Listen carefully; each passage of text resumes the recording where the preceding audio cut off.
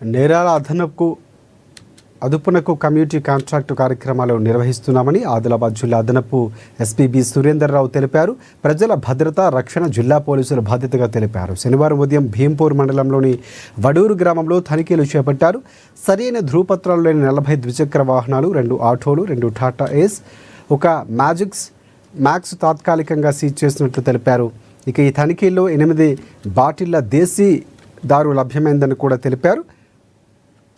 చర్యలు చేపడతామని అన్నారు. ప్రజలు అసాంఘిక కార్యకలాపాలకు పాల్పడకూడదని ఏఎస్పీ సూచించారు. రోడ్లపై ప్రయాణించే సమయంలో ట్రాఫిక్ నియమ నిబంధనలు పాటించాలని చెప్పారు.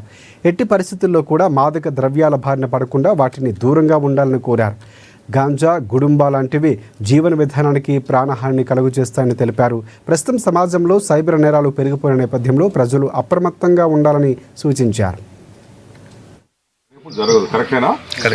దానికి ఉదాహరణ మీరే ఉంటుంది. ఇందులో చూస్తే అంతే, మ్యాక్సిమం చూస్తే ఏదో అయితే దానిలో భాగంగా ఏంటంటే మేము ఇప్పుడు ఎస్ఐ గారు, భీంపూర్ ఎస్ఐ గారు ఎక్కడో